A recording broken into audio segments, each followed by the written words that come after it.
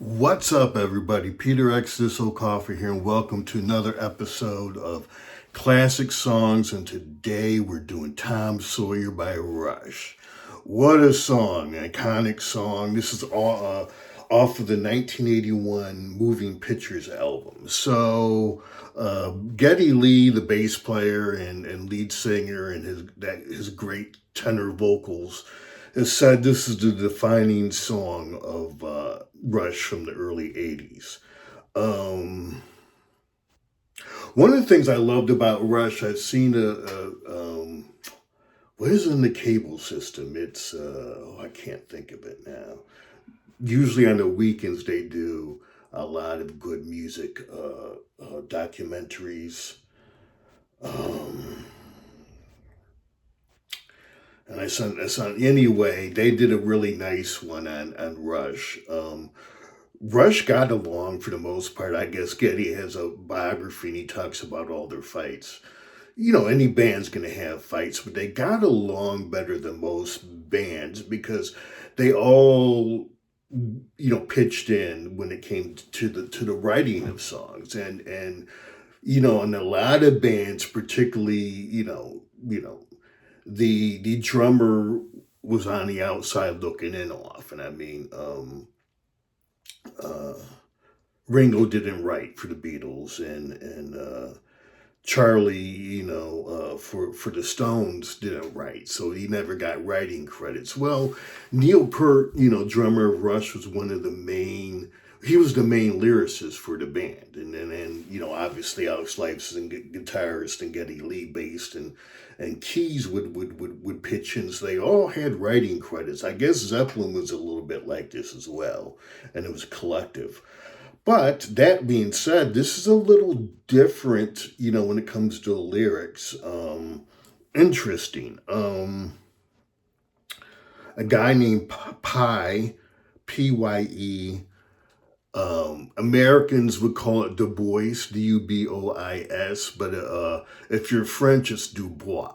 So and we'll assume that Pye is from Quebec. So Mr. Dubois wrote a poem called, and he also wrote and was a member of the band Max Webster. So he had a poem called Louis the Lawyer. A lot of people think it was Louis the Warrior, but it's Louis the Lawyer, and so the lyrics are built off of that. And Neil Peart took the poem that Pye Dubois brought in, and Dubois. I took a little French in college at Purdue University. Don't remember much, but the French call it Dubois. And for the lyrical meaning, Neil Peart says it's about a modern day rebel, free spirited individual walking through the world wide eyed and purposeful. Um, he says it reconciles going from a boy to a man in himself. Um, and it's the difference between who people are and who people perceive them to be. That's deep. I mean, one of the things I always liked about Rush, is they took some of these headier philosophical concepts sometimes or historical things. So Bastille Day French and labor and the song Free Will and, what is that? I mean, is it, I have to look at the lyrics, but free will or geez, I'm blanking on the term, or fate. And, so I love, that sometimes, Rush dives in and, takes the, these philosophical concepts and weighs in on them. Some folks, if you're, conservative, or I wouldn't even say conservative. You could get. I mean, that's Neil Peart's interpretation, and I like his interpretation. But you could take a libertarian view out of this, and And the fountainhead, I believe it's Anne Rand, is how you say, the first name. I could be wrong. If I'm wrong, oh well. I read the fountainhead and actually found it interesting years ago. Um, but I think, Neil Peart's, he crafted this. He was the ultimate lyricist. I mean, inspired by the poem, but took that poem and melded it into something, that spoke to him. Um, uh, Tom Sawyer's the most streamed Rush song on Spotify, 344 million. It should have more streams than that. Uh, the song only hit number 44 in the Billboard Hot 100. Not surprising. This is how a lot of the classic rock songs went. I just posted Carry On Wayward Son by Kansas today. And, that hit number 11. But this is not uncommon for um, uh, the classic rock songs to not do particularly well on the Hot 100, particularly once you leave the 60s and things get a little heavier. I mean, Led Zeppelin only had one single in his entire career, and that was um, Whole Lot of Love, and they didn't do it after that. Oftentimes it meant cutting the song down. So, classic rock, they were very comfortable with just, releasing albums and letting, you know, and maybe doing singles, but letting, AOR radio, album oriented rock in the 70s, which became classic rock in the 80s and 90s, and then just riding that.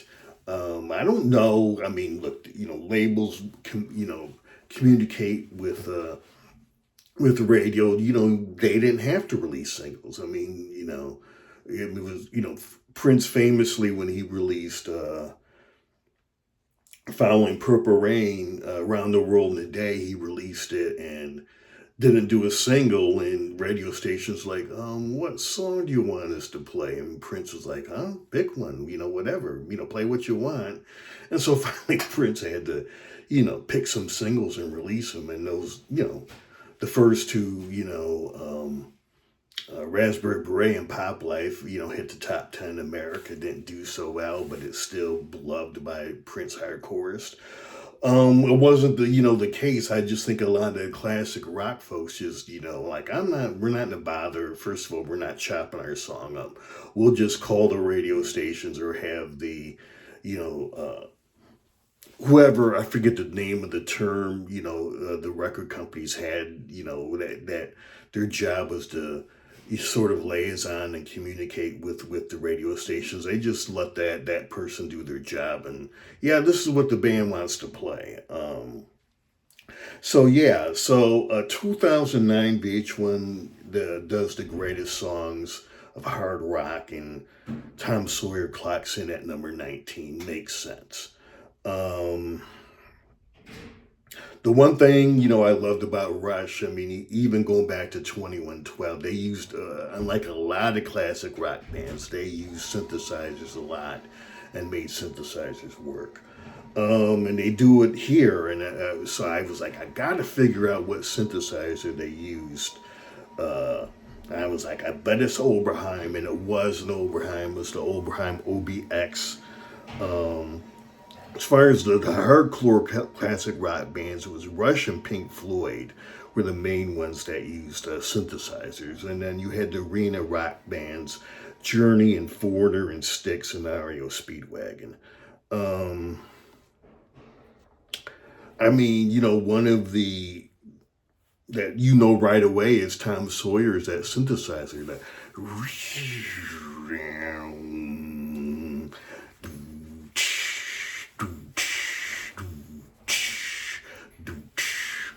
and if you're curious about how they made that,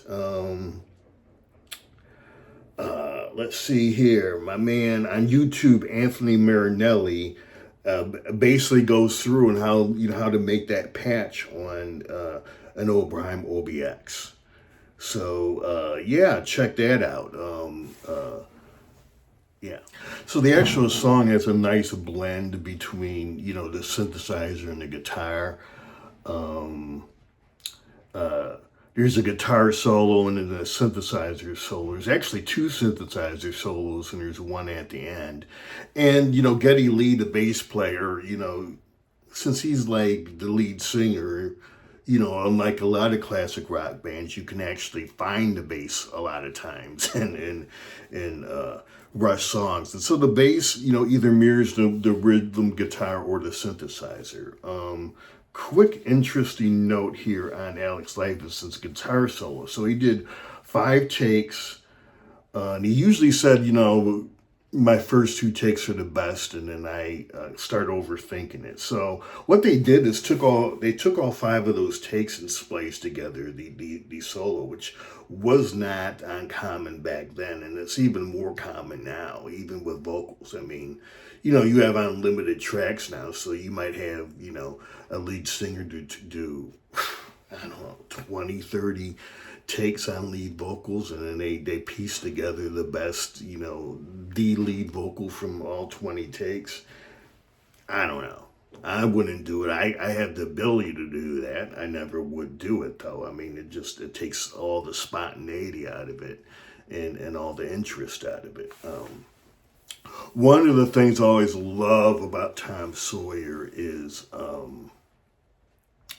watching the live videos, because when you think of classic rock drummers, who's the best? Well, John Bonham of Led Zeppelin, Keith Moon of The Who, and Neil Peart of Rush. Those are the first 3 names that come up. Of those 3, who's the best? I don't know. They're all great. I do know that Neil Peart was always learning his drums and learning from different genres and jazz and everything else. But go watch on YouTube and watch Tom Sawyer live and the crowd and the air drumming.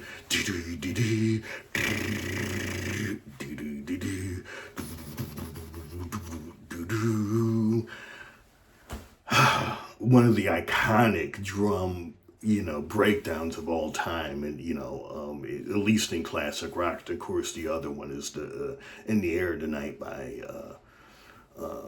Phil Collins. That what was the movie that Mike Tyson's in, and he riffs on, he does air drums and then punches the guy. I can't remember the comedy but those are the 2 the iconic air drum, songs in classic rock history. So anyway, had to do this song. Love it. So let me close here. Hit the like button, subscribe to the channel. I got 6 albums of my own here on YouTube and also on all the major streaming services. I record under the name Exodus, Xodus.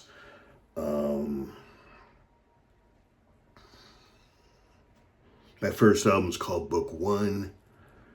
And let me see. I also have 2 science fiction fantasy novels on Amazon. I write under the name Peter Exodus O'Coffer. And again, I appreciate you coming through. And I will see you next episode.